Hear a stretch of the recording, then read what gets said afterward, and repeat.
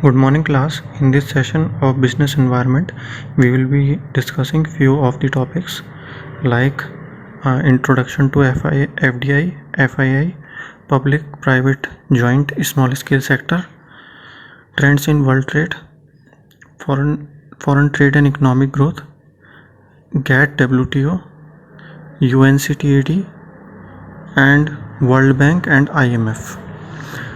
So starting with the first topic, that is FDI and FII. Basically these are the investment protocols basically with the help of which investors invest in different countries. FDI is basically a long-term investment in which the fixed capital is being created by long-term fixed investment like setting up of businesses, subsidiaries, plant machinery. Those investments which will create a long-term asset in the country are regarded as FDI. The permission for this kind of investment is given by the government of the respective country. While when we talk about FII, then it is a investment in the assets like the stock market of the particular country. When foreigners tries to invest in the stock market, purchasing shares of the companies, then that is regarded as the FII, foreign institutional investments.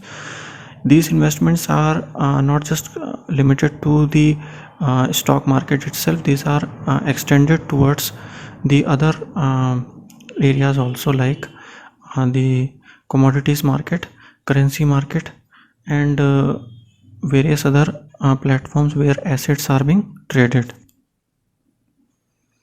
Then comes public, private and joint sector. As we all know, public sector is where the ownership of the business lies with the government. Therefore, government companies are called public enterprises. Private companies are where the ownership is with private individuals, so that is private sector. Joint sector is where the ownership is jointly held by public and private based on the ownership pattern. Trend in world trade. It is very important to understand that in recent years there has been a certain shift in the world trade pattern, and the reasons for this kind of shift is forced dynamism. Dynamism means as we all know, the societies are growing. As with the growth in the society, we have seen from the 18th century, the trade has created a boundaryless markets, and businesses have expanded beyond their domestic boundaries. Therefore, when we talk about the trends in world trade, then change is very important factor, and that has prompted towards the expansion of businesses through dynamic approach. Then comes cooperation among countries. As we all know, every country is dependent for resources and markets among each other. Therefore, it is with the help of this trade that cooperation have increased and resources have been shared among countries, so that the growth should be evenly distributed across the globe. Then liberalization is also one of the factors, that opening up of sectors for the private investment, foreign investment by the governments have also been the reason for the growth of the world trade. Then transfer of technology is very important, because technology is one of the driver of modern businesses, and when technologies are being transferred from one country to another, one area to the another, then every area gets benefit of it. Therefore, trade usually expands in such a scenario. Emerging markets, as we all know, the developing countries have been the engines of growth from the past several years, and that is the reason for increase in the international trade.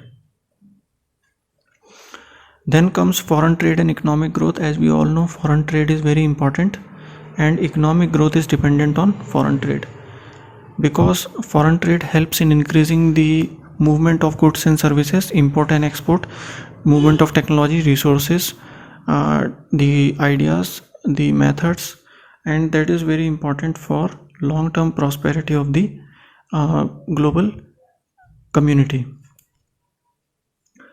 Then comes the international regulatory authorities like GATT and WTO.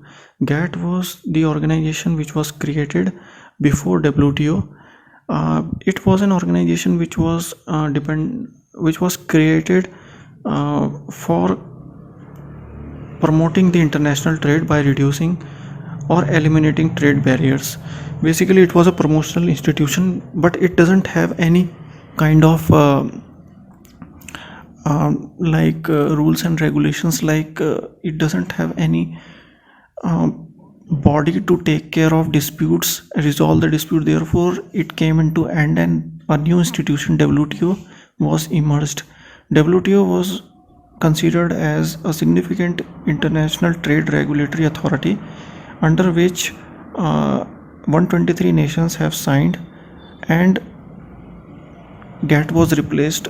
Now the WTO is very broad organization which not only promotes international trade, but it also has the action taking authority also, which keeps a proper overview on all the trade activities, and if anybody violates terms and conditions, then they have the disciplinary body who can take actions against the countries in international tribunals.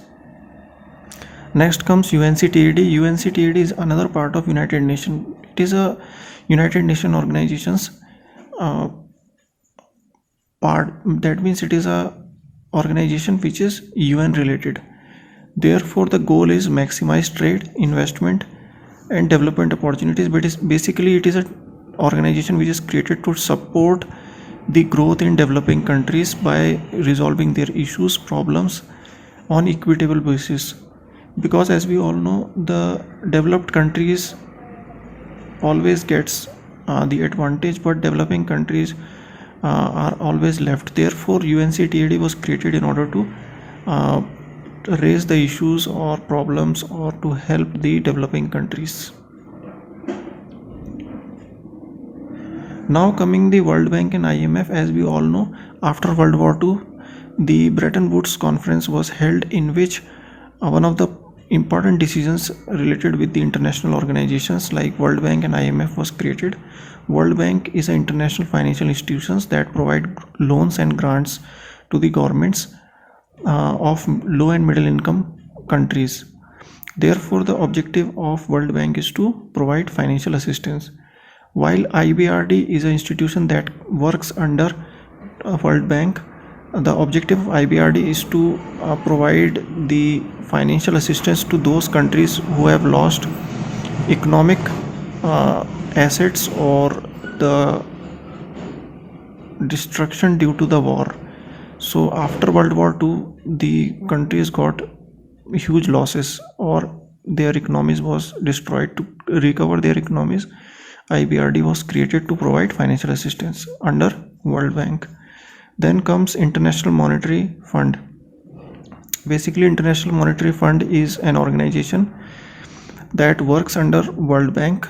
It provides the various resources like financial resources with the help of World Bank to those countries who require those resources for their growth and development. Therefore, International Monetary Fund is very important organization. It keeps an eye on the emerging issues and problems of the countries, thereby providing solutions to those countries. And therefore, when we talk about all these kind of issues, when we talk about the international organizations which are created to resolve the issues in the international trade and investment, then we have to take it in a broad aspect. Like if WTO and IMF are created, then their objectives are entirely different because their function is different. WTO is basically a regulatory authority.